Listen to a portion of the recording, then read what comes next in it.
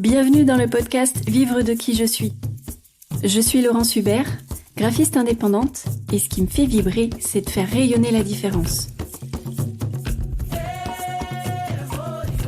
Si tu es à la recherche de conseils concrets, de ressources inspirantes pour développer ton activité et prendre un peu de hauteur, alors tu es au bon endroit. Installe-toi confortablement et je te laisse savourer l'épisode du jour. Bienvenue dans le podcast Slow Business pour entrepreneurs en quête d'impact positif. Aujourd'hui, j'ai le plaisir de recevoir Rosette Petunga, qui est coach professionnel et qui est aussi qui a fondé plusieurs entreprises. Et je l'ai invitée, c'est pour répondre à une question: quelle place donner à son identité culturelle pour développer son entreprise? Bienvenue Rosette et merci d'avoir accepté mon invitation. Bonjour Laurence, et merci de m'avoir invitée. J'ai trouvé ma place à partir du moment où j'ai arrêté de me poser la question de donner une place à mon identité culturelle. Je me suis bien sentie en tant que chef d'entreprise à partir du moment où je me suis contentée d'être. Wow, j'ai arrêté de me poser des questions. Ah, tu démarres fort là du coup.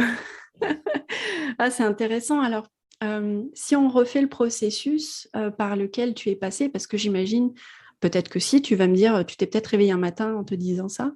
Si je t'ai invité aussi, c'est parce que en tant que coach professionnel, tu as beaucoup étudié la question de la construction identitaire. Et moi, ça me parle bien parce qu'en tant que graphiste, c'est mon métier de traduire une identité en images. Et alors, comment ça se construit une identité, justement? Alors, moi j'ai à peu près la même question, enfin la même problématique que toi, mais pour une autre raison. Ça ne se voit peut-être pas parce que nous sommes à la radio, Laurence, mais je suis une Française issue de l'immigration. Donc les questions identitaires, l'identité, c'est quelque chose qui me traverse depuis toujours. Trouver sa place. Quand on est d'ici et d'ailleurs, et qu'on est dans une société où finalement on est un peu minoritaire, parfois, il faut du temps pour pouvoir trouver sa place, vivre son identité, et entendre vivre son qui je suis, vivre de qui je suis pour parler, et vivre qui on est de façon apaisée. Donc, moi, il m'a fallu un petit peu de temps pour pouvoir arriver à te répondre ce que je t'ai répondu tout à l'heure, trouver ma place et arrêter de me poser des questions.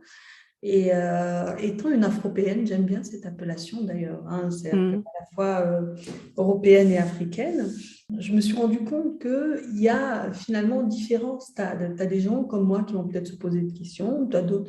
Enfin, il y a autant d'approches qu'il y a d'Afropéens, j'ai envie de dire. Donc, tu as des gens qui vont peut-être pas se poser de questions et qui vont vivre leurs différences de façon. Tu as des personnes qui vont totalement basculer dans l'autre avec une espèce de rejet de toute l'autre part de leur identité. Et puis, il y a des personnes qui vont, selon la manière, le positionnement qu'on va avoir, on va le vivre de façon pacifiée ou pas. Bon, voilà.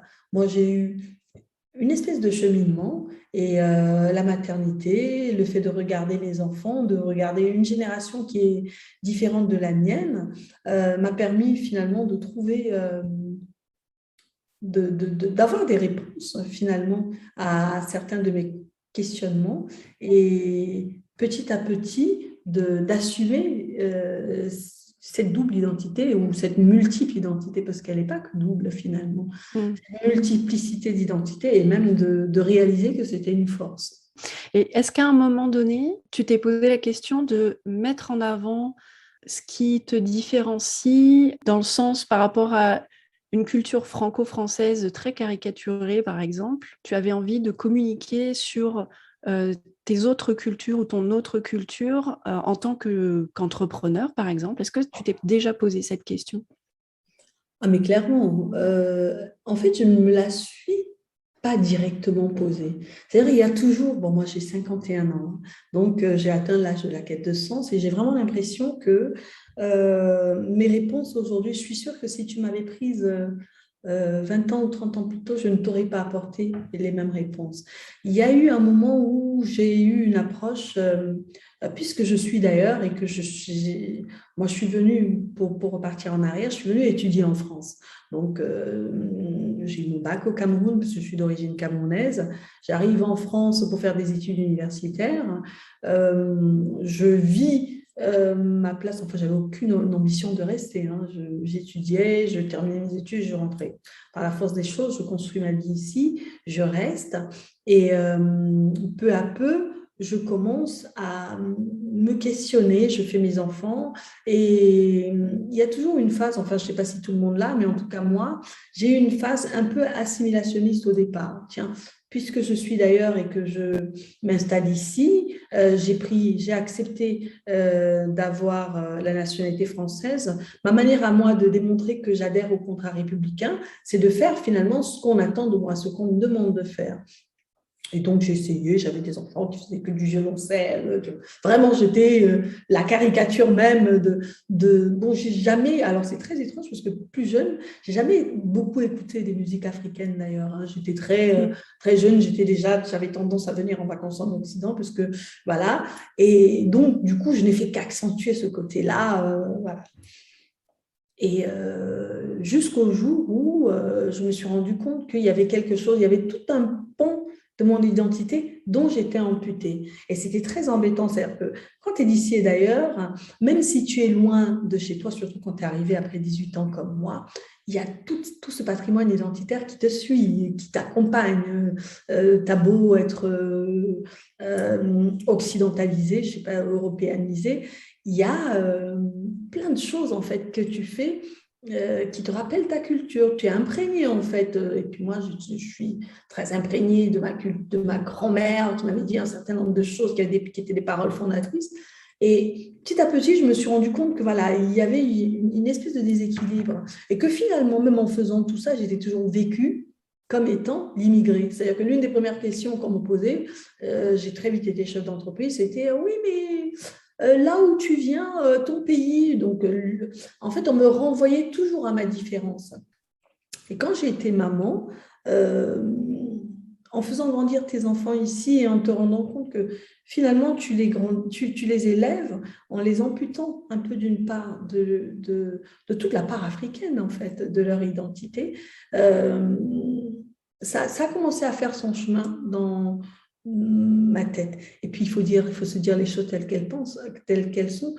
Quand tu vis en France et que tu es noir, moi je suis en Alsace, tu es confronté au racisme.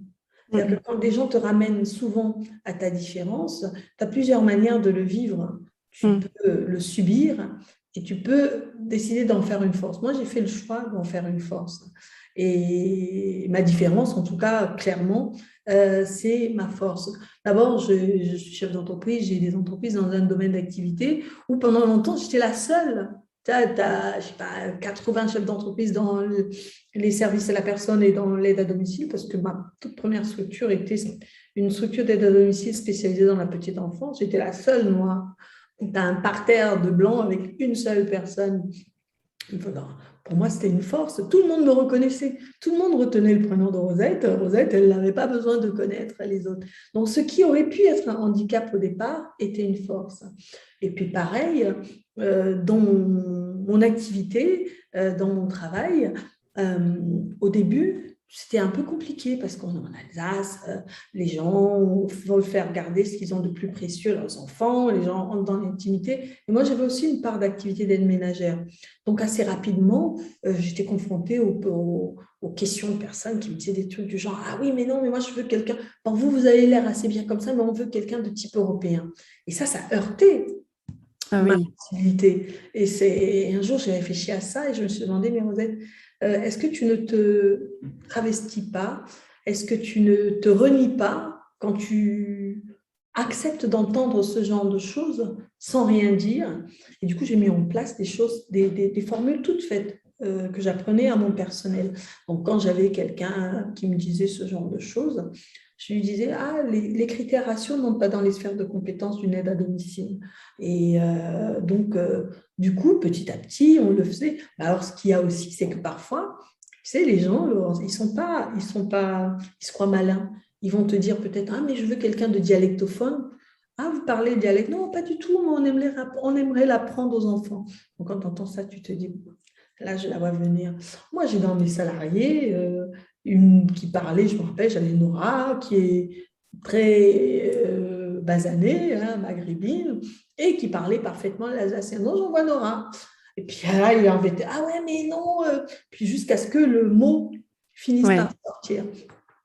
Et à contrario, j'avais dans mon équipe Denise, on va inventer un prénom, mais les Mm. gens avec qui je travaillais la reconnaîtront. C'était vraiment la bonne alsacienne, tout ce que tu veux, moulin à parole, pas efficace du tout, mais très alsacienne. Donc, chaque fois que j'avais vraiment la personne qui avait un peu ce type de critères, je lui envoyais peut-être, je fais genre, j'ai pas compris, j'envoie à Rosette, enfin, j'envoie une noire, et puis alors, je lui envoie sa personne de type européen, entre guillemets, mais celle-là, objectivement, ils veulent quand même de la qualité. Et puis, il finissait par tomber le masque. Et petit à petit, tu te rends compte que la réalité, c'est la peur de la différence. C'est-à-dire Ouais. que derrière toutes ces excuses à la con que les gens te sortent, se cache finalement une peur de la différence. Et à partir du moment où j'ai assumé d'être qui je suis, où j'ai assumé de dire, ah oui, mais d'oser en fait trouver des stratégies comme ça pour pouvoir permettre aux autres de s'ouvrir à la différence, je me sentais mieux Mm. professionnellement. Et puis j'ai vécu des choses fantastiques. Je me rappelle j'avais une salariée d'origine béninoise ou togolaise, je ne sais pas, elle s'appelait Marguerite. Les, les, les petits de qui elle s'occupait n'avaient jamais retenu le prénom. Ils l'appelaient Paquerette. Et Oh. du coup, c'est devenu, alors je pense qu'il s'était dit c'est une fleur, et c'est devenu le prénom, c'est-à-dire que nous, on l'appelait Pâquerette. Ah, mais tiens, on veut Pâquerette et tout. Donc, on a fini par. Et je précise que Pâquerette a travaillé dans une famille qui m'avait dit on veut quelqu'un de type européen et qui a fini Mm. par faire bouger ses lignes. Et je pense que toutes ces expériences-là ont contribué à construire mon identité de chef d'entreprise. Vraiment. C'est-à-dire, j'ai fini par me rendre compte que finalement, à partir du moment, quand ce que tu dis est en adéquation avec ce que tu es, tout passe en fait. Finalement, Mm. les choses passent. Et moi, et puis moi-même, j'étais à l'aise. Je me suis sentie, pour utiliser un langage de coach, alignée à partir du moment où je me suis assumée telle que je suis, où je n'étais plus Rosette. Alors en plus, à l'époque, j'étais mariée, je m'appelais Madame King. Donc du coup, tout, tu sais, au téléphone, il te parle. euh, Tu occidentalises à mort ta voix. Donc du coup, ils savent pas qu'ils ont affaire. Et quand tu arrives, premier choc, ils se disent, non, mais elle est noire. Et tu le vois, en fait, tu sais, les premières secondes, tu vois les gens un peu se décomposer, tu te dis, bon. Puis au bout d'un moment, ils se disent, oh, ils sont pas mauvais, elle m'a pas volé, elle n'a pas fait ci, elle n'a pas fait. Et ça m'amusait. Et j'ai pensé pendant des années que je m'en amusais, alors qu'en réalité, non. Au bout d'un moment, j'ai réalisé que ça m'abîmait, en fait. Et j'ai décidé, sans pouvoir me prendre pour sans vouloir venger la cause noire ou ce genre de choses, mais j'ai décidé de faire mon colibri, pour parler comme Pierre Rabhi, à ma Mm. place, à petite dose, poser des actions qui permettraient à chacune des personnes que je rencontrerai, en tout cas dans mon parcours professionnel, de se rendre compte que de voir au-delà de Rosette, voir la professionnelle, et puis même si on a envie de voir juste une professionnelle qui apporte, si on a envie de voir Rosette en tant que femme noire, mais que ce soit limite le plus produit. Donc j'ai un peu Mm. forcé ça, j'ai forcé cette identité-là. Aujourd'hui, je suis patronne d'un réseau de crèches. Dans mes crèches, je travaille en famille, enfin je travaille avec mon frère, ma cousine, mes nièces et tout ça. Et j'ai ma grande cousine, tu sais, la notion de cousin-cousine n'existe pas en Afrique, hein, c'est ma grande sœur. Donc, et on l'appelle tous Tata Flo. Mais tu sais que même les familles l'appellent Tata Flo. Bah, Mm. je l'appelle Tata Flo, je me suis jamais travestie. J'ai continuer à l'appeler Tata Flo en présence des familles, jusqu'au jour où tu as toujours un parent qui te pose la question, mais pourquoi? Je dis, ah ben ça, c'est ma grande sœur. Puis en plus, elle, si vous voulez obtenir quelque chose d'elle, mettez-lui du Tata Flo, vous allez obtenir encore plus et tout. Et ça passe. Et finalement, ben voilà. Euh, Quand tu me demandes si la personne que je suis, c'est-à-dire que le fait, mon identité multiculturelle imprègne mon rôle de chef d'entreprise et mon management, oui, mais c'est quelque chose de très assumé, de très clair, que moi j'ai fait le choix de transformer en force. Mes salariés, quand je suis en entretien d'embauche, je leur dis toujours, travailler dans les crèches d'Isis, c'est intégrer une famille. C'est-à-dire que si tu viens là et que tu ne veux pas commencer, si tu veux être un peu à part et que tu te dis, je fais mon boulot, je me casse, pardon, ne viens même pas, ne commence même pas à travailler avec moi. Par contre, si tu te dis, tiens, j'intègre une tribu, d'ailleurs, je les appelle la tribu d'Isis. Donc, je fais partie d'un clan et puis moi, je fais partie d'une famille au sens africain du terme. C'est-à-dire que quand les joies et les douleurs se vivent collectivement, tu as ta place ici. Et j'avoue que j'ai le privilège, quand même, je suis mon propre patron depuis 2001. Avant 2001, j'avais travaillé en entreprise, donc très rapidement, je suis allée vers quelque chose. Et honnêtement, je vis de belles expériences professionnelles. Et je ne pense pas que je sois en capacité de travailler pour quelqu'un. Et je gagne très bien ma vie. C'est-à-dire que ce que j'ai envie de dire, c'est qu'on est capable de faire ce type de choix, de rester soi-même, d'être authentique. Je suis ce que je veux. J'ai envie de mettre un pagne pour aller travailler, je mets un pagne. J'ai envie d'être habillée un peu à l'occidental, je le mets. Donc, je suis vraiment qui je suis. Les gens, ils me parlent. Un jour, j'ai décidé de me couper les cheveux. J'avais un afro. Et les gens me posent la question, ah, machin, je dis, ah, mais nous, on a un avantage. Si j'en ai marre, je mets des mèches et les cheveux poussent en 5 secondes. Et tu te rends compte que l'authenticité, c'est quelque chose de fondamental. Quand tu es authentique, les gens, ils te suivent s'ils adhèrent à ce que tu leur proposes. Donc après, toutes les autres choses qui sont un peu cosmétiques, en tout cas, moi, je me suis débarrassée de ça. Depuis que j'ai choisi de faire ça, je vais très bien. Je vis ma vie professionnelle de façon très épanouie. Et moi, j'invite les gens, honnêtement, qui ont envie de se lancer dans l'entrepreneuriat, à avoir ce type de réflexion. C'est-à-dire à se questionner sur qui ils sont, voir quelle est ma spécificité, qu'est-ce qui fait que je suis moi et qu'est-ce qui me différencie des autres, qu'est-ce que je peux avoir, qu'est-ce que je peux faire qui fait que les gens se disent à compétence égale, on choisira Rosette. Et moi, clairement, c'est ça. C'est-à-dire que moi, mon identité, c'est ma force. Quand j'arrive quelque part déjà, moi, on me reconnaît. Je suis dans un pays où je suis minoritaire. Il y a un parterre de blancs, là, on ne reconnaît pas, mais moi, on retient Rosette. Donc, du coup, rien que ça, c'est une force. Et tu vois, tout ça pour te dire que la même situation, selon la personne, peut être vécue comme une force, comme une faiblesse. Une autre personne va te dire, ouais, mais machin. Attention, je ne suis pas en train de dire qu'il n'y a pas de racisme ou tout ça. Il y a, c'est réel, mais j'avais le choix entre me plaindre, me dire, oh là là, en tant que noire, t'occuper d'enfants, en plus, c'est hyper délicat, hyper sensible, tu ne vas pas pouvoir y arriver, et te dire, mais tiens, qu'est-ce que je peux proposer de plus? Et voilà. Et dans mes crèches, par exemple, on a expérimenté plein de choses. Le portage des bébés au dos, plein de choses, en fait, où tu as une maman qui arrive et qui te retrouve quelqu'un qui a porté un bébé au dos et qui fait une photo en se disant « Ah, c'est fantastique » et qui demande qu'on lui apprenne. Finalement, mes crèches ne sont pas comme les autres, mais c'est même peut-être parce qu'elles ne sont pas comme les autres que les gens viennent me voir. Honnêtement, non. Moi, je n'ai jamais été dans l'extrême de dire non, je ne suis pas africaine. Non. Voilà. En revanche,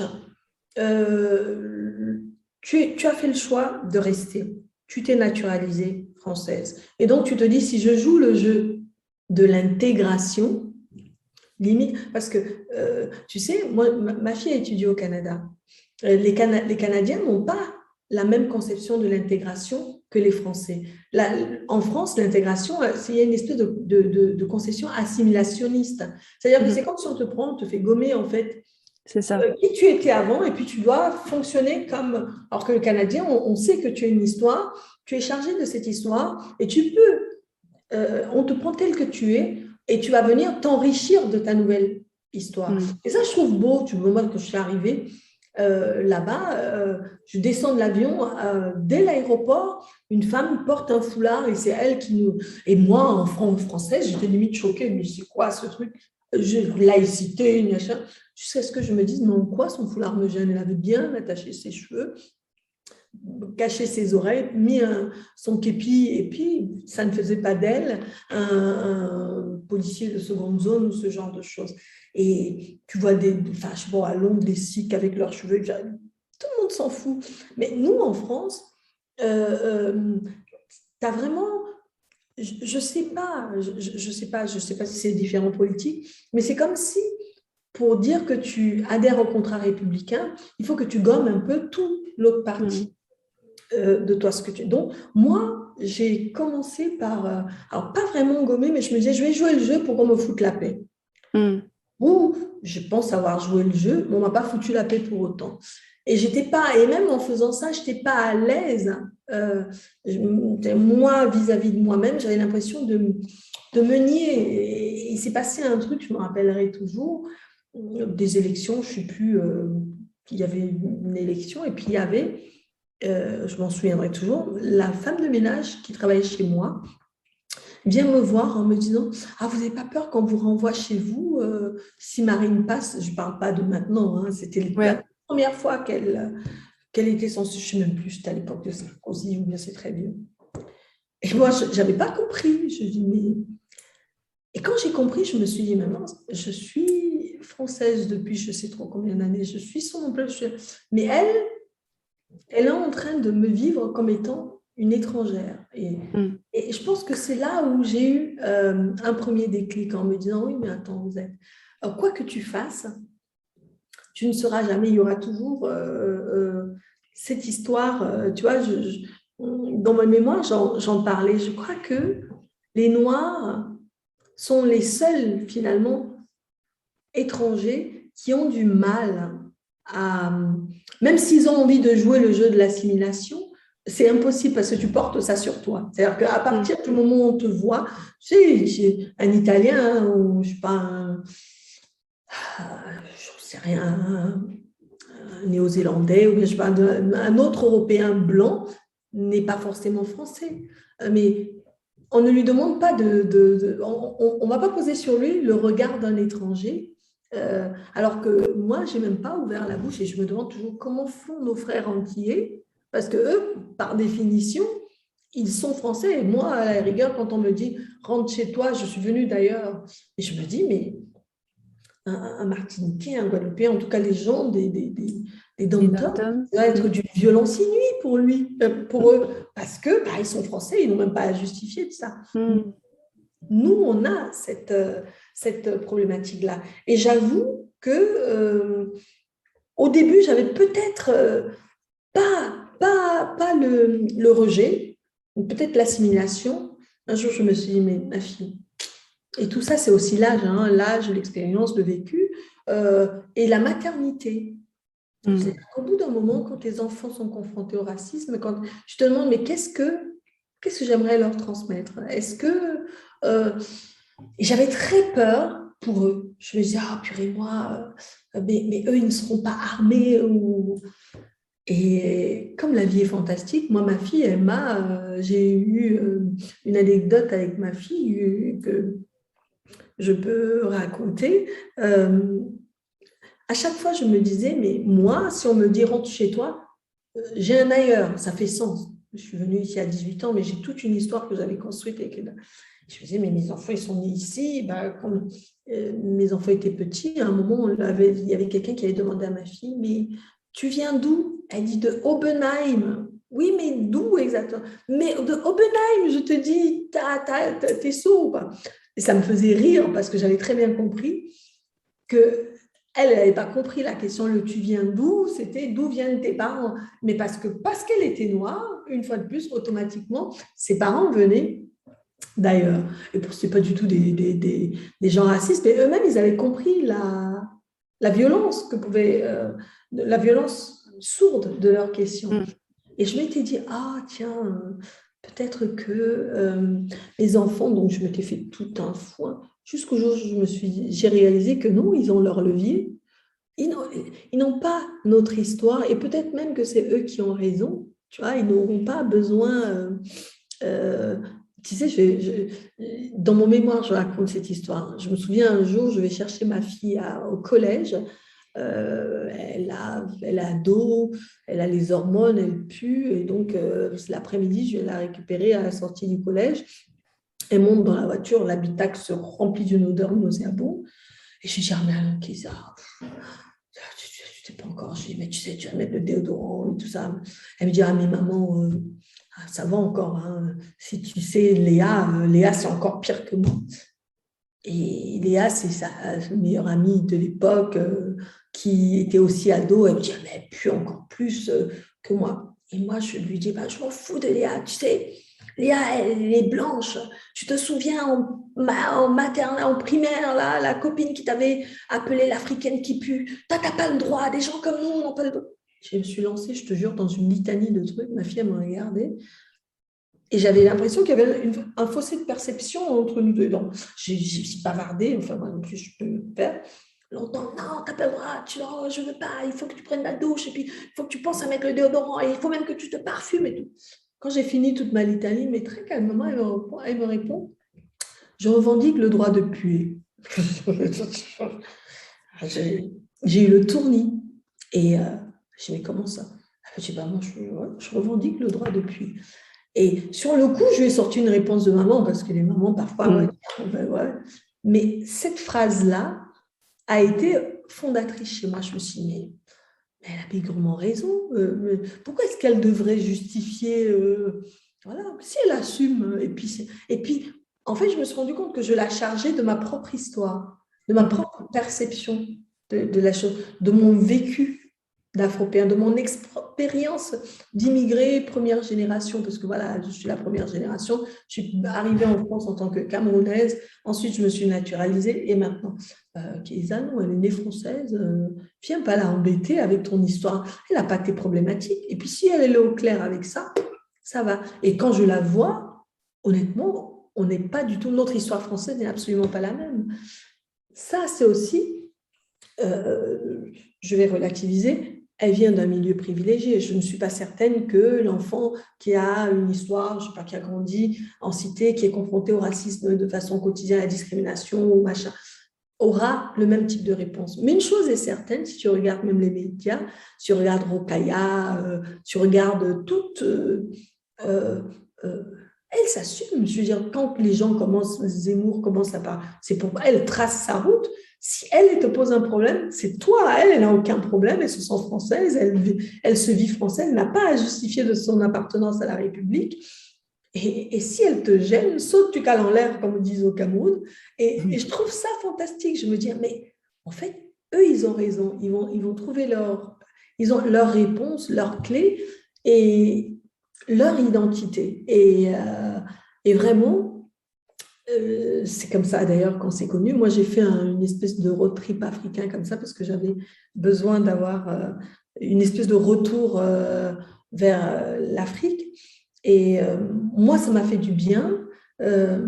Ça a fait du bien à mon fils, je pense, parce que ça lui a permis de valoriser toute la partie africaine noire de son identité. Mais je pense que même sans ça, il aurait trouvé ses ressources. Hein. Je suis définitivement convaincue, après ces 6 mois-là, déjà j'en étais convaincue avant, mais aujourd'hui encore plus qu'avant, que être afropéen, c'est une force. C'est quelque chose qui te permet, enfin, en tout cas, afropéen ou alors multiculturel. Avoir une multi-identité, c'est forcément une force parce que c'est une ouverture sur le monde. C'est plein de choses. Moi, j'avais un coaché, un jeune, qui me racontait que voilà, il est parti en voyage en Asie avec des copains et arrivé là-bas, il fallait manger pimenté. Lui, il a sa mamie qui fait toujours des trucs. Elle te dit non, non, c'est bon, mais c'est parce que c'est un petit métier, c'est qu'il y a toujours un peu de piment. Ses papis sont habitués à ça. Et tous ses autres copains de type caucasien ne connaissaient pas, mais ils ont galéré en Asie. Que mec, moi, pour moi, mais même sur des choses aussi subtiles, des détails de la vie aussi simples, c'est forcément une force, à plus forte raison, dans une posture professionnelle. Une identité multiculturelle, quand elle est assumée, euh, peut être fantastique. Et en tout cas, moi, dans mon cas de figure, dans mon expérience de patron et même dans mon expérience, mon parcours professionnel et mon parcours de vie, c'est clairement une force. Et je ne peux qu'inciter des personnes qui ont une double identité ou une identité multiple. Alors, je ne sais pas si c'est une double identité ou plutôt des influences identitaires multiples, de bien les vivre, de bien les incarner, de mettre dans un shaker, de faire un mix un peu fantastique et ça fera forcément quelque chose d'unique, même si on dit que chaque être humain est unique, mais si on est unique et exceptionnel, c'est encore mieux. Waouh, et tu sais quoi, je trouve que ça fait une parfaite conclusion en fait. J'ai même pas de questions tellement ton partage d'expérience a été super complet et à la fois très vivant et très précis, puisque voilà, t'as beaucoup d'expérience entrepreneuriale. Et écoute, je te remercie pour ce partage. Je t'en prie. Merci à toi. Très riche. Longue vie à ton podcast, je vais l'écouter. Et puis bravo, bravo d'oser. Je me suis toujours dit, tiens, ça peut être intéressant de le faire. Et là, on vient de vivre un très joli moment et gratitude absolue pour ça. Merci beaucoup. Merci, tu y as contribué. Allez, à bientôt. À tout bientôt, au revoir. Et merci à toi, cher auditeur, pour ton attention. J'espère que le sujet d'aujourd'hui t'a plu. Si tu as apprécié cet épisode, je t'invite chaleureusement à me soutenir en me laissant 5 étoiles et un commentaire sur ta plateforme d'écoute préférée. Dans tous les cas, je serais vraiment ravie de poursuivre la discussion avec toi. Tu peux justement me retrouver sur Instagram, LinkedIn ou bien découvrir les coulisses de mon propre développement en t'abonnant à ma newsletter. Toutes les ressources dont j'ai parlé pendant l'épisode sont disponibles dans la description. Je te souhaite une excellente journée et je te dis à très vite pour un prochain épisode.